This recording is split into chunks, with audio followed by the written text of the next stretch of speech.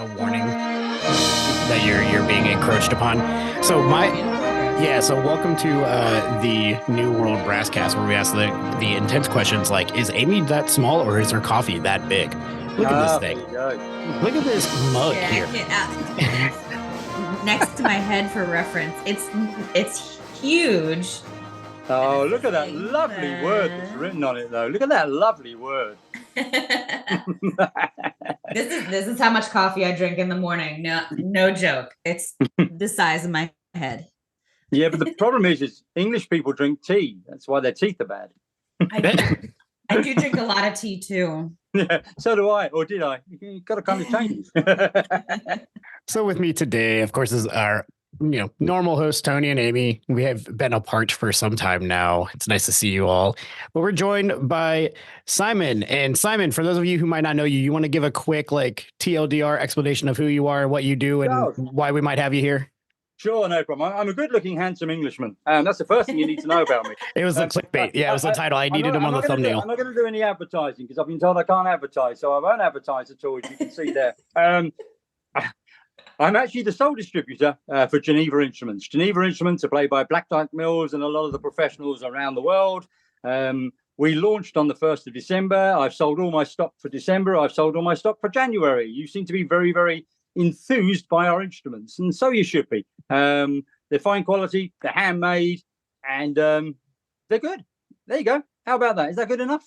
Did you want more? Do you want me to elaborate? I did. I'm going to elaborate on it. So Simon has come and hung out with the Tampa Brass Band. He sat in for rehearsal and brought a couple horns. And I think what we appreciated about we'll call it the sales pitch, even though it wasn't at all, was you literally showed up, introduced yourself. You're right down the road from us, so it made sense. You're a couple hour drive, but you showed up. You said, "Hi, here's a couple horns. Please try them. If you want, if you have questions, let me know. Here's my email," and moved on with it. There wasn't the hovering around or trying to talk about how this is better than that or anything like that. And no. And I think that will go a long way here when we're in a place where I feel like people are trying to push their instruments quite heavily and quite heavy-handed sometimes. To be honest with you, Aaron, the number one priority, believe it or not, for me is I want to make more friends in the brass band industry because I came out of it quite a few years ago. I turned professional and I'm a trumpet player. So, obviously that doesn't fit with brass banding. As you discovered when I actually played cornet on the front bench and told me I was rather loud. He really was. I happened to be conducting this go and it was just bam. We put him on the bench, but he was in like the armpit chair, before the flugel, the horn, and he was just pointed directly at me. I was like, "Good Lord!" I should have given you prior warning. It was great. It was great though, because my guys, they needed to hear how loud that could still sound, but still be a cornet sound, as opposed to transferring into marching band trumpet sound, which happens with a lot of the North American bands. Mm-hmm.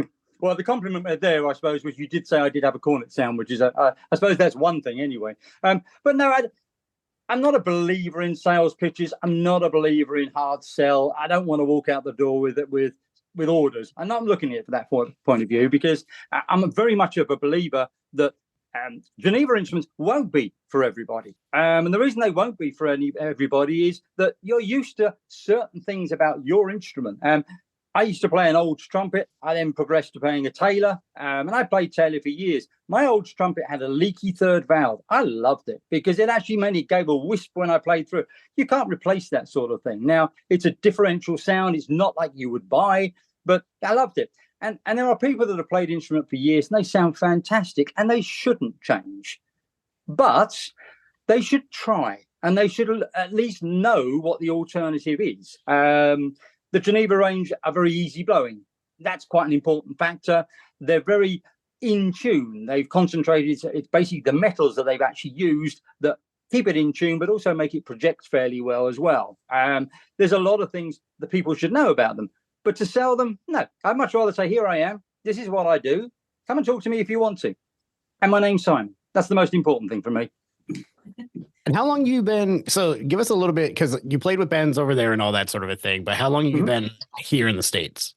14 years. But you've been playing trumpet for the most part, and you do mostly commercial stuff. Didn't you just play with I don't know, like were Earth, Wind and Fire Chicago or a group like that just now? Yeah. I play with a few of your stars there. What I do actually is the same as I did in the UK.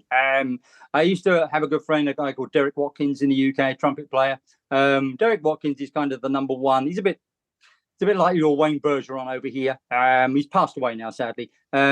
His history, he played on all the James Bond films, for example, this sort of thing. But as happens with a number one person, they can't do everything.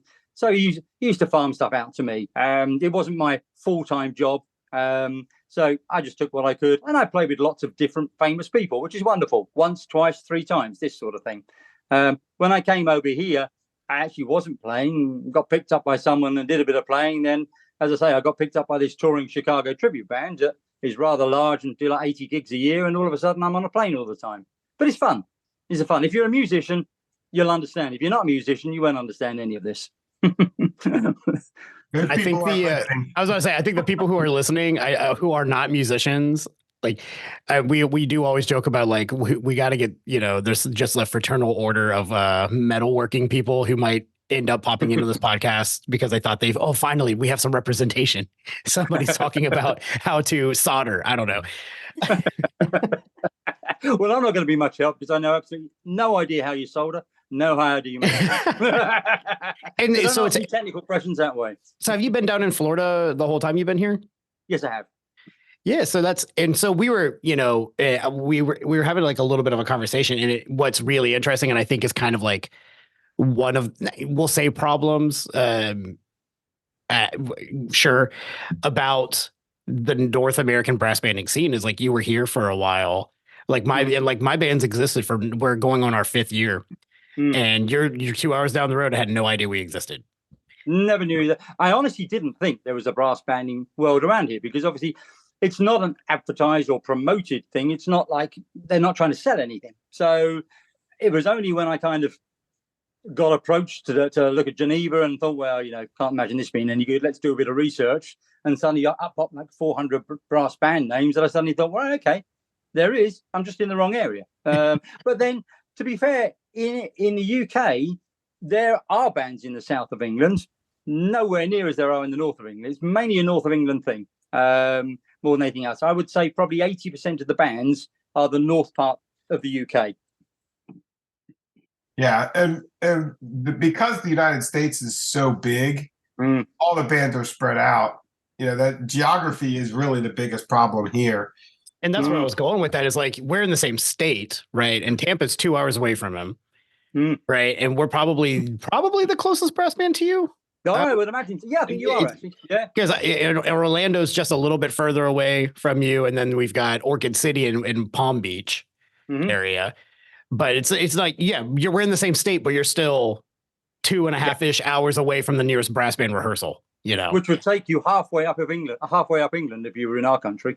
Unless you're in Amy's area, where you're in Ohio, and I can hit a baseball to the nearest brass band. Yeah, yeah. Well, that's Dr. Drosty's impact for you. There are 3 brass bands in the Dublin. Well, 4-ish if you consider the historic brass band in the Dublin system alone, and then there's Central Ohio Brass Band and Brass Band of Columbus. So yeah, we got a lot. But then, of course, you've also got on top of that over here, which is another thing I didn't realize. My background from when I was a child growing up was in the Salvation Army. That's how I became involved in banding. And down here in Florida, the Salvation Army is more of a charity than it is a church. You don't really see there are churches, but mainly, it's not directed that sort of way. All you see is charity shops. You don't see any brass bands either.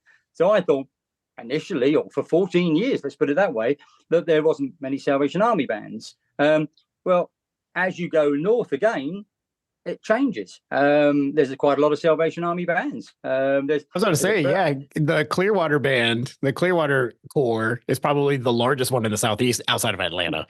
Right. And that's, but that's a 2.5 hour away from you. And then, but the church down the road from me, the Tampa Corps, has a pretty large band. They have about 20 in their band, which is Yeah, and so it's interesting. They have a whole conservatory just for Florida as well, and South Florida has a lot of them too. But again, you can live in the state and be like in the know of these things and have no idea that they're happening around you.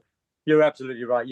You're in your own bubble, and you tend to stay in your own bubble. The only reason I see a little bit more is because obviously I travel around, but without being funny, I get on a plane, I drive along, the equivalent of the I-75, I end up where I am, and then I fly back out again. So I don't really see anywhere. I travel lots of places, but I don't see those places.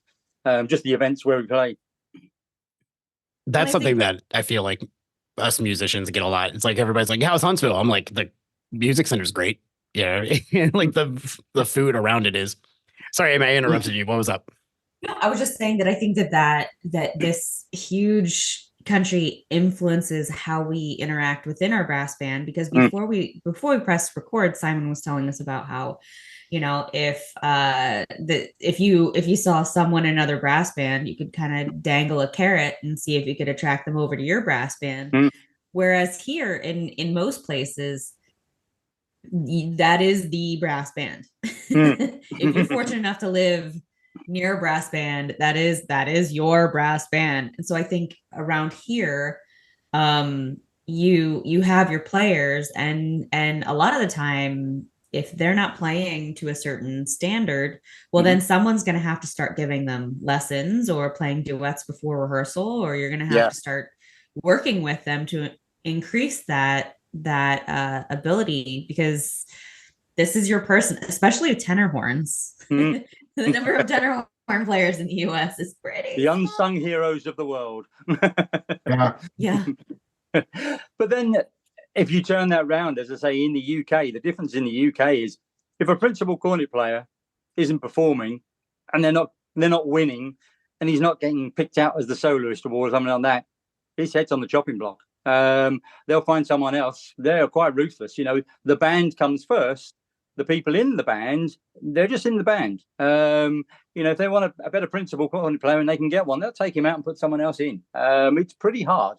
To be fair, the top bands like Dyke, you've had Richard Marshall's been there for many, many years. Phil McCann before him was many, many years. They are the top of the top, and they've had to work hard to stay there. Richard Marshall practices and practices and practices. And unbelievably, I'm not being funny, but I don't think I could practice as much as he does. He's like 2 or 3 hours a day. Now, we all talk about it and we all say, oh, that's what we need.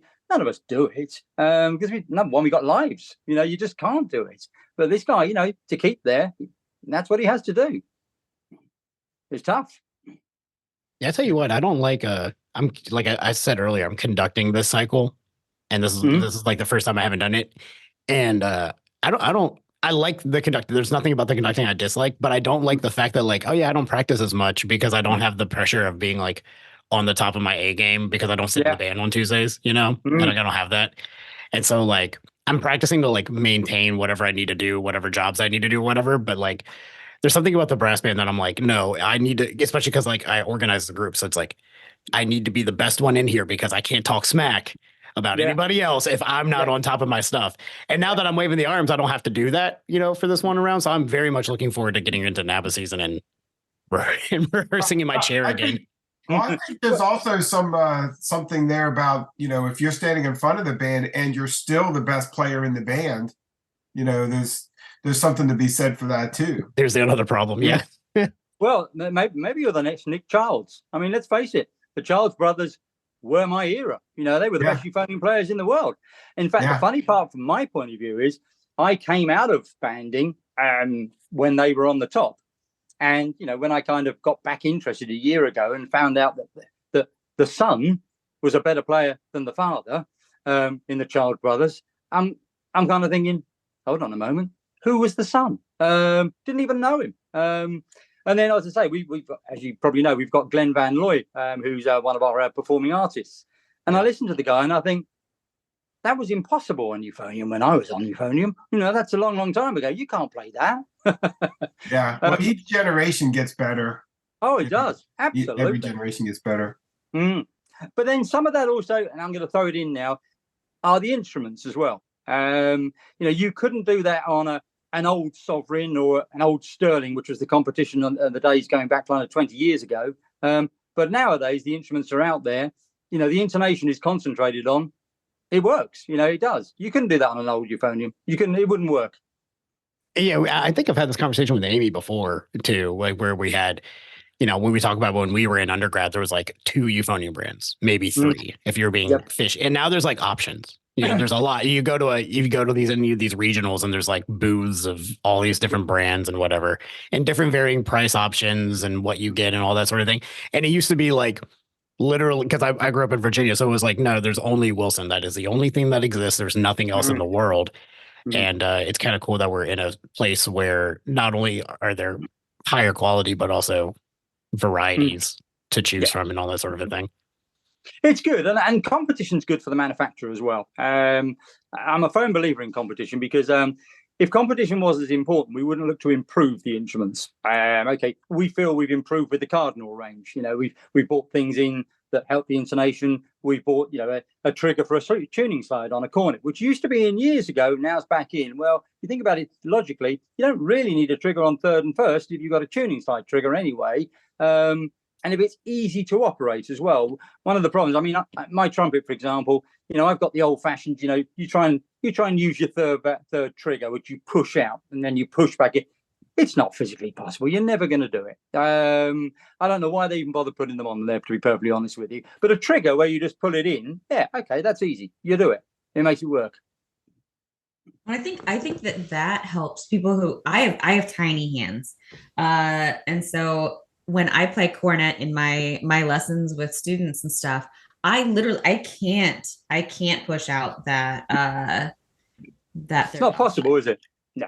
And to be honest with you, the other problem you have as well is okay, for somebody that is very, very good and maintains their instrument absolutely beautifully, washes it after every performance, oils it, does everything that's fine. The majority of us, okay, I play all the time. How often do I wash my instrument? Not enough. Probably don't practice it enough, but there you go.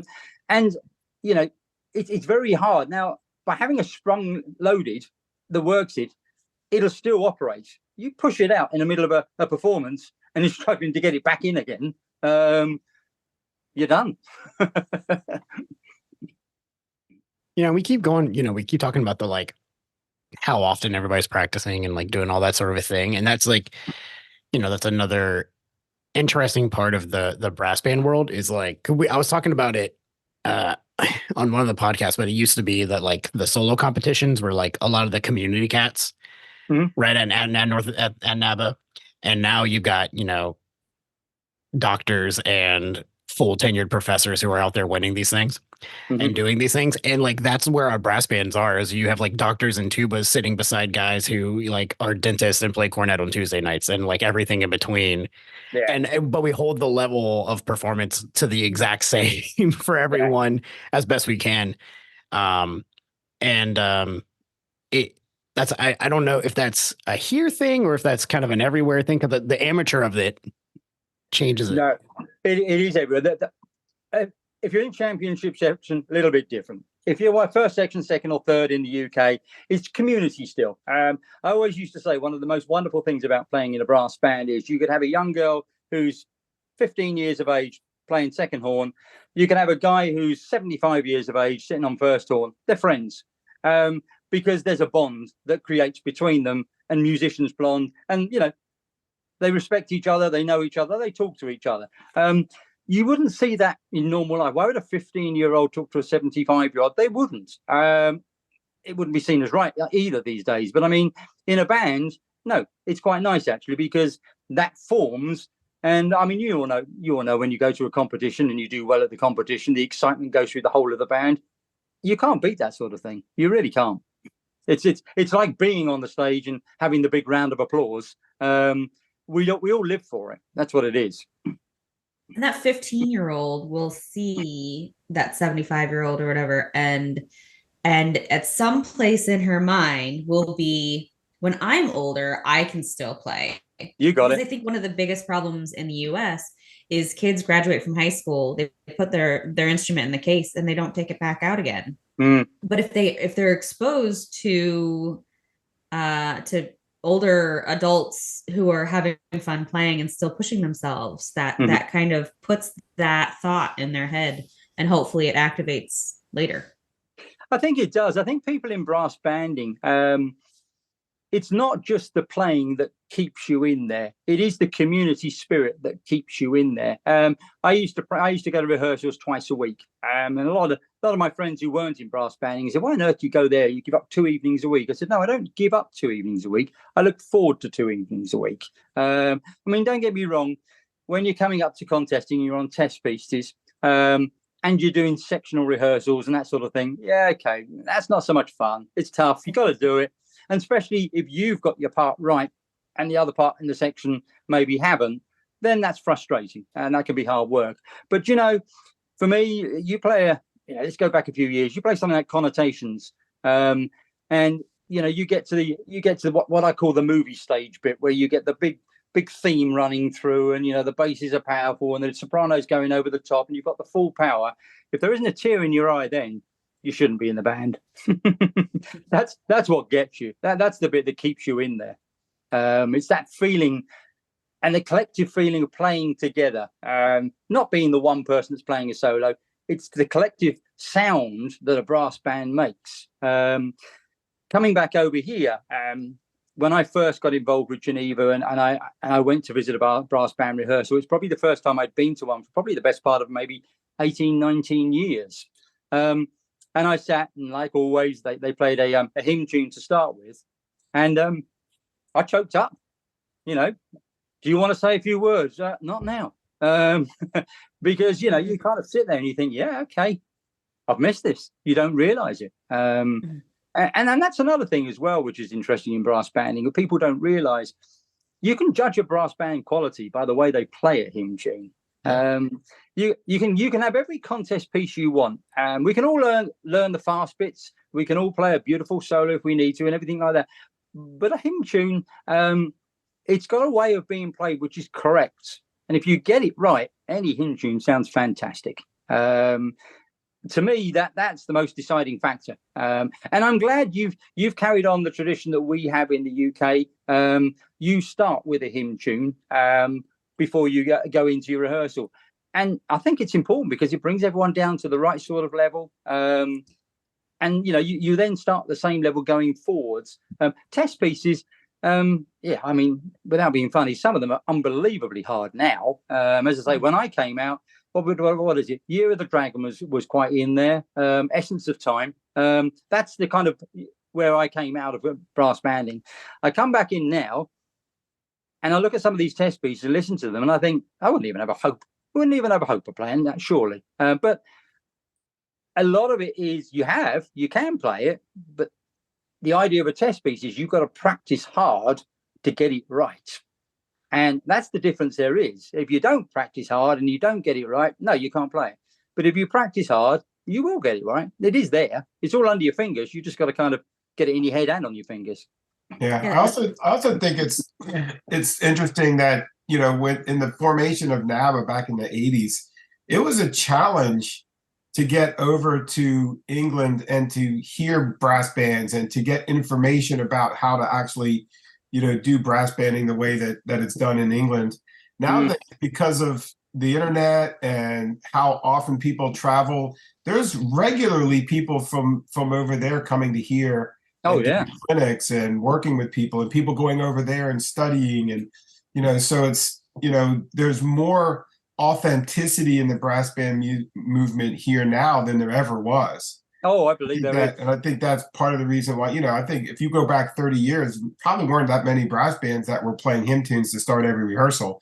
And now just about everybody probably does it. If they know what they're doing, they certainly are. Yeah, yeah. And it is noticeable. I mean, we went through an era in the UK, and you probably went the same over here. And all of a sudden, we were playing for the public. We were playing arrangements. We might play the arrangement of Star Wars, or we played the arrangement of, and that's what was becoming all the time. It was that sort of thing. Now, don't get me wrong. It's nice to do that once in a while. There were orchestral pieces which were being put into, so a brass band could play them, and some of them worked. Some of them didn't work, but that was the direction it was actually going. Now, over this, probably the last, I would say 20 years, it's 10 years more than there are more brass band composers, and that is what they do. And to me, it makes a difference because the instruments that they've got to use, they're using them, as opposed to, I'll use a soprano to cover a violin piece. All right, that it's far, far better. And the sound is better. I mean, as I say, to me, the test pieces that have a theme in them, a melody in them, that's what I like, because I think when you get to that part, the band then just soaks into it. And that's when you get a real feel of a brass band. Okay, then it goes off to, variations, which has got to be in a test piece. But a lot of people are now writing that sort of way. And I think it works. It really does. You've got some high-end people there. It was Sparks beforehand. You've got Peter Graham, who does a lot. You've got Paul Lovett. Their music is brass band music. It's not orchestral that's been brought in. It's not, something that's at the top of the level on a movie that they've thought, well, that'd be good. Let's bring it in from that. It's exciting to play, but we really want the kind of the hardcore brass banding. And you're doing that over here, because a lot of what I've heard so far over here is proper brass band music. One of the nice things that we have here in North America is we have a very strong wind band tradition. And so a lot of the brass band pieces can live on further or go beyond, because it's interesting. I feel like wind band does not go into brass band very well. Like we've all played some bad arrangement of like first suite that's like fine, or whatever, but it's not nearly as good as in the wind band version. But brass band goes into wind band well. It goes the other way pretty well. I mean, to be frank with you, I find that I enjoy the Hymn of the Highlands for wind band, the wind band arrangement for it. I enjoy it a little bit more than the brass band a lot of the times, depending on the band that's playing it. I wouldn't say the same thing for Music This Year, though. But it can live on. And then you have composers like Jim Kernow who, know how to compose for younger age people because of their involvement in the Salvation Army. So his grade ones are actually good music. There's not just like the normal hokey middle school band stuff that you have to take to festival because that's your 7th grade band. Yeah. His stuff is actually like has a theme and like goes well, and he knows what a tuba can do, unlike most of the people who come out with composition degrees. And so I think we're kind of lucky in that way that we have that. And also it seems like with that transcription stuff, I mean, wind band started as like Sousa's marches were just encores for gigantic transcriptions, and so that's how that evolved and moved. And we're talking about the American composer. And so that DNA is there in the same way that we enjoy it. Yeah. So you also, sorry, after you. Well, I was just going to say that I think that in the US, at least, our composers who haven't been involved in the brass band, they don't know what tuba and euphonium can do. There have been studies where people have looked through like orchestration books, and you can trace like when they give the information about the range and how you orchestrate for those instruments and how you handle them, you can trace those just back to earlier and earlier and earlier and earlier orchestration books, and it doesn't change. No one went through as technology got better and said, actually, we've expanded this compensating system. This extra valve has done this, and now you can orchestrate it. And so for however long they've been saying basically like something like euphonium is a new instrument. I still seen that euphonium is a brand spanking new instrument. At what point does it cease to be new? How many years to pass for it to not be new? I don't know. It was invented around the same time as anesthesia. So I think. Well, it also has the same problem of the first concerto for the instrument, which actually isn't the first concerto for the instrument, was premiered by a brass band, not an orchestra. So, that's always a problem as well. Yeah, if you like Step Brother syndrome, play the euphonium, in North America. I mean, heck, we had one of our theory faculty at my university, and he's brilliant. He's really, really good. He's had wind band commissions before, and the band director for this particular one asked him to write a treble clef euphonium part because one of his kids, needs it. And he's like, he had to message me and go, "How do I do that?" doctorate in orchestration. Had no idea. He's like, yeah, there's no, and he literally said, he was like, yeah, there's not a lot of stuff on your instrument in the books. And I was like, I hear that a lot.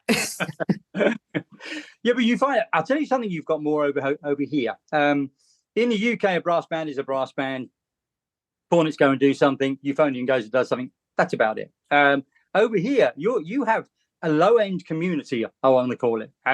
You have a lot of tuba recitals. You have a lot of everything's about the low-end tuba and euphonium from that point of view.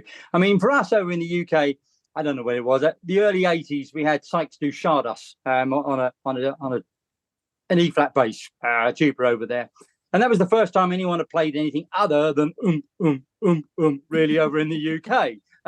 So for everyone, it was wow, this guy's amazing. Look at the notes he's playing. A tuba can do that, and it's progressed from there. Over here, I mean, I've listened to some of the stuff over here.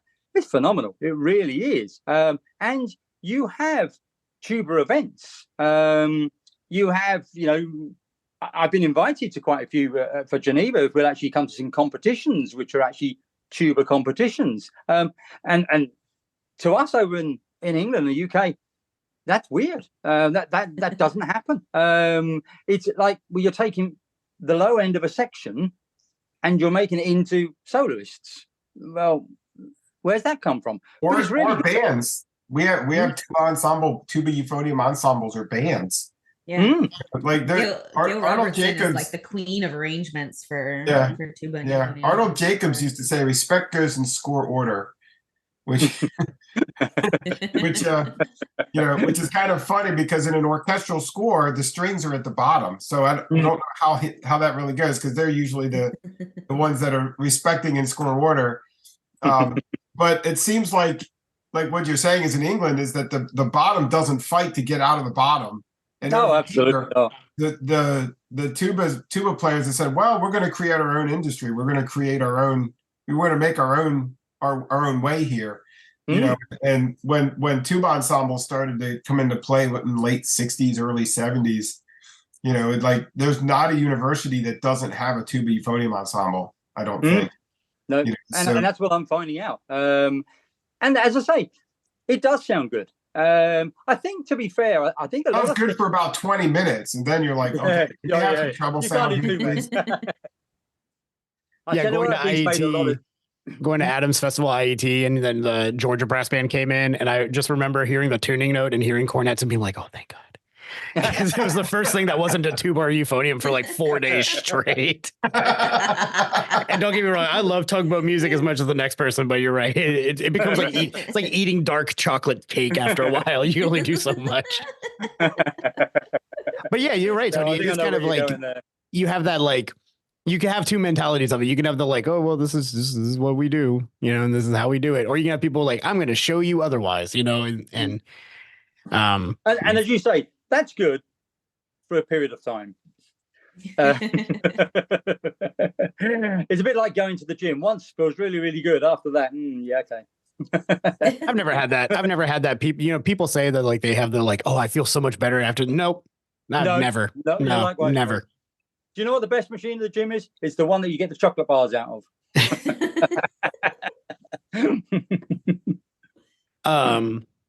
Yeah. Speaking of tuba events, Amy and I get to go to 2 of them together. Yeah, we noticed that the what is that, Surtech Southeast Surtech? Yeah, Surtech and Moortech. I love saying that, Moortech. Midwest are 1 week apart from each other, and one is in Tennessee and one is in Ohio. So they're what a grand total of 4 hours away from each other? I don't know. I haven't done the math. I haven't either. But they're supposed to represent completely different regions of the country, and they're like Tennessee, Middle Tennessee. Is that right? I don't remember. There are two. I think it's Middle Tennessee. There are 2 of them that are in Tennessee. I'll look it up. So yeah, so we're gonna play. We're gonna play at 1, a combined recital, and then we're gonna have an epic week hanging out at Casa de Bliss, and then we're gonna go up to Bowling Green and do another combined recital. I'm switching out my piece in Tennessee. I'll be playing Lucy Pankhurst Luminaries, And and at Bowling Green, I'm gonna have a premiere. So I literally can't premiere it until that one. So it's pretty cool. It's by Matthew Kennedy. And I'm looking up the title. It's at this point it's called First. So it's going to be about being the first in your family to accomplish something. Maybe, Mhm. you know, being the first to go to college, or being the first to go into, you know, whatever field, or the first, maybe you're an immigrant family and you're the first to get out there really as a, you know, and feel like you identify more with a different culture or something like that. But it's going to be called First, we think. And I just got my first copy. See what I did there? I got my first copy yesterday to see kind of how it's shaping up, and it's going to be pretty cool. Middle Tennessee State is where it's at. Yeah. Murfreesboro, Tennessee. So yeah. No. I'm not changing pieces. I'm not that bougie. One of the problems we found at the present moment, I'm trying to get round to see as many brass bands as I can, obviously, because, you know, that's the way I see it as the way forward, to be perfectly honest with you. But one of the biggest problems I have more than anything else is what you were saying earlier on, is understanding how large America actually is. I mean, I looked the other day, we're doing NAMM this year, and NAMM is in Anaheim. And obviously, I'm right down in Naples, in Florida. And the first thing, you know, looking on the map, I thought, well, you know, I could drive it, you know, because I want to ship, you know, 2 pallets of exhibition stand over there. I might as well drive it and, you know, tow it, or even hire an RV. And then you kind of sit down and you work it out, and you put it into Google and you work out how long it's going to take. 2 days continuous of driving. And you suddenly think, yeah, that's not such a clear idea, really. It's literally the opposite end of the country, more or less. You look what you're going to drive through, and you think there's nothing really exciting there that I could stop at. There's no halfway house that kind of excite me that much. Once you get past Dallas, there's nothing to see here. That's kind of what I looked at, and I thought, you know, I don't think I'll be doing that. I used to think it was hilarious when I lived in Manchester for a bit, and I had a flatmate who lived up in I think it was up in Glasgow. But he would wake up early, and he would be like prepared. He'd have a good breakfast. He'd get like ready to go. And he's like, I'm driving home today. Like, I need to make sure I'm rested and have a good meal, and I'm ready to go. And meanwhile, like, I have friends who will travel from the Akron, Ohio area down to Columbus, 2.5 hours just to play a gig. Yeah, to think nothing of it. That's the other thing which became strange. You can drive the full length of the UK in 6 hours. So you can drive right from the bottom all the way to the top in 6 hours. So then you start putting that in over here from where I am, and I'm not going to really get far. I'll be in Georgia. That's about it. I think. Yeah, I was about to say, you'll hit Valdosta from where you're at. Yeah, that's about as good as it actually gets. And then you kind of work the next bit out. You think, oh my God, it's a long, long way. Yeah, I'll get to Atlanta. Atlanta or DC. That's my 6-hour range. You can drive from one side, from like the bottom left of Ohio to the top right in Ohio for that amount of time. Because I remember I used to do a job that I had to travel a bunch for. So I was in a different city in Ohio each week, and it was based out of Columbus, because from that point, in any direction, they could be to us if there was an emergency in 3 hours. So you can go from like any tip to any tip of Ohio. 6 hours probably. Florida has North Carolina tip to tip is like 9 to 10 hours.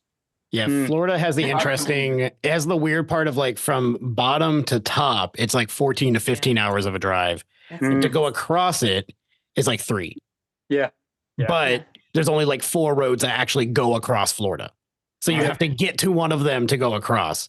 Because like if you ever look at the like the space station photos of the United States of America, you only see lights in Florida around the peninsula. You don't see anything dead center except for Disney. There's nothing to go there for. Yeah, alligators, pretty much it. You know, and just some people who don't know what year it is anymore because they've lived out there that long. Yeah, absolutely. They've been lost for years. But what I think is something that I've just kind of, because you and I came into communication, and then I've kind of watched you. Like, it was after you had worked with Five Lakes, and then you came and worked with our band, came and introduced yourself. You're stalking me. And it was so refreshing to see, because a lot of times what brands will do if they have any international presence whatsoever when they come over to North America is they'll try to break into more or less the wind band market or anything like that. And so it was really refreshing to see a brass band brand come over here and go after brass bands. And of course you would sell instruments to a wind band or anything like that. But like to have that, we're staying here, we want to have the conversations with these people and all that sort of thing, especially because we feel so like looked down upon academically in brass band world. To have that recognition is actually, I think, refreshing.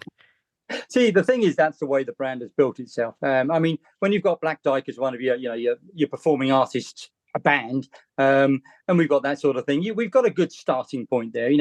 Whether someone likes our instrument or doesn't like our instrument, if they're in brass banding, they know who the Black Dyke Band is, or Black Dyke Mills, as most people can't remember. And because of that, they want to know more.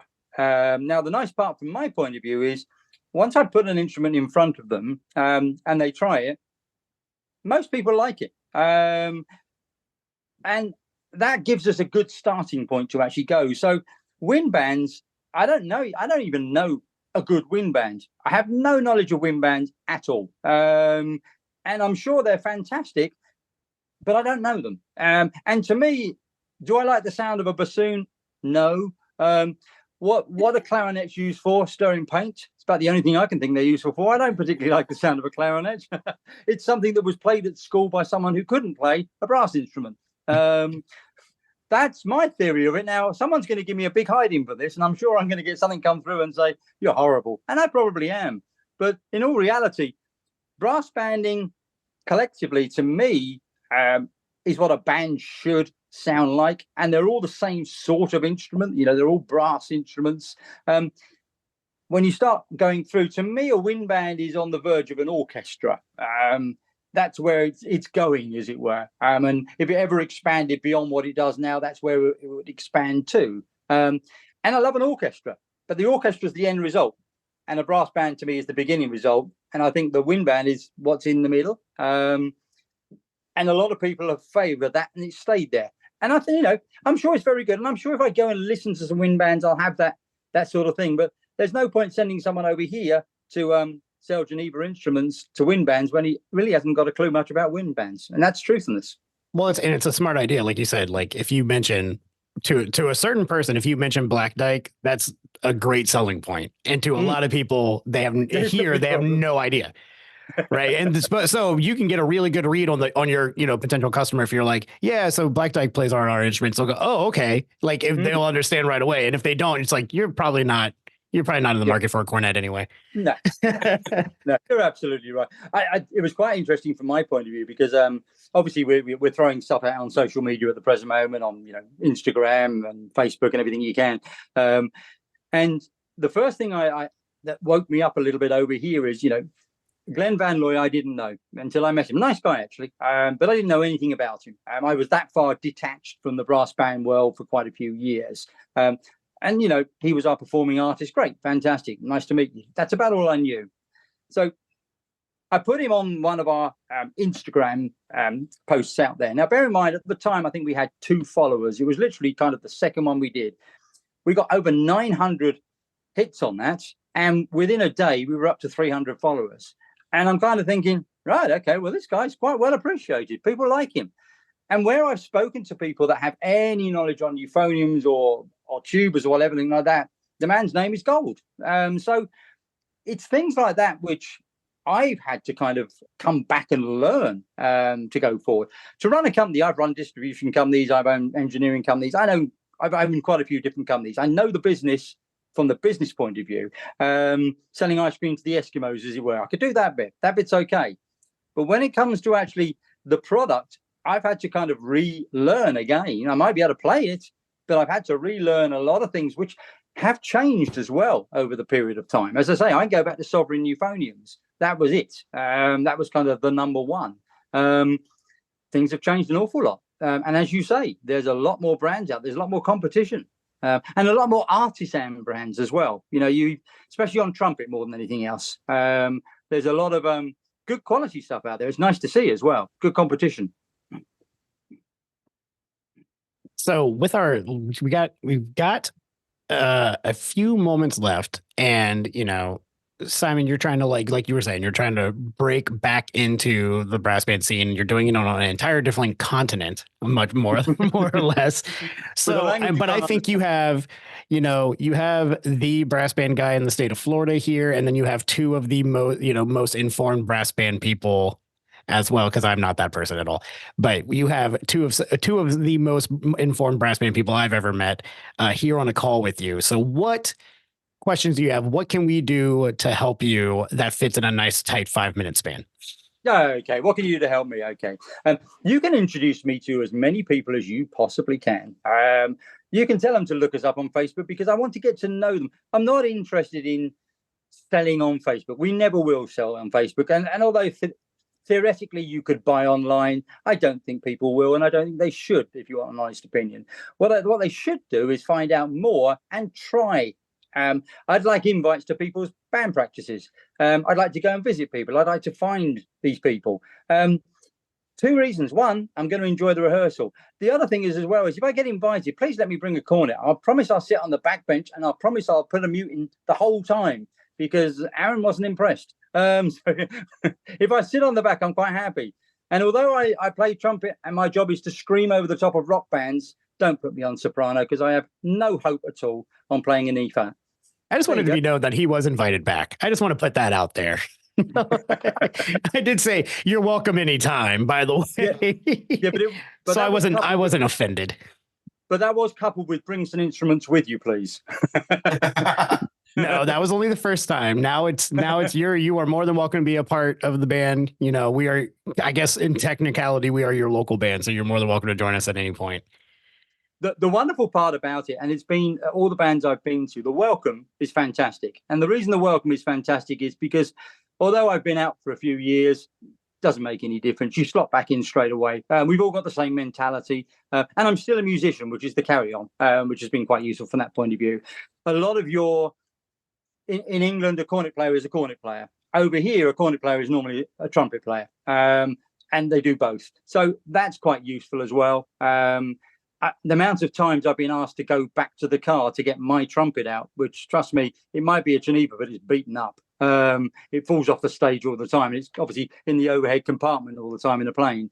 But the amount of times they want to try that as well has been interesting to see. No, I would just like to meet everybody. I'm going to be at NABA. I'm going to be at quite a few of the shows. I haven't got a schedule yet, but I'm going to post the schedule up.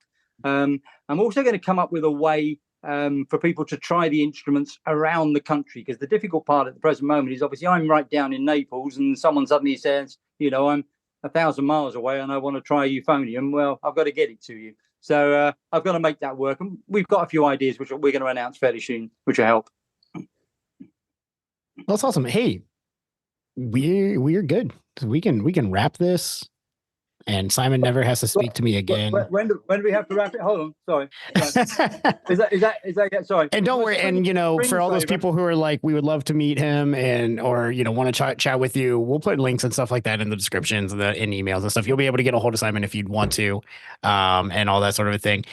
Hey, thank you so much for joining us for a chat today, though. Thank you very much indeed. And I might turn up at your rehearsal soon. I'll just give you a warning in advance. Hey, we got a concert tomorrow night. What, do you want me to play? No, you don't want me to play. No. You don't. No, you've missed too many rehearsals at this point. Oh, yeah. Story of my life. Thank you so much. And Amy, Tony, it's been great seeing you all again. For sure. Miss you all.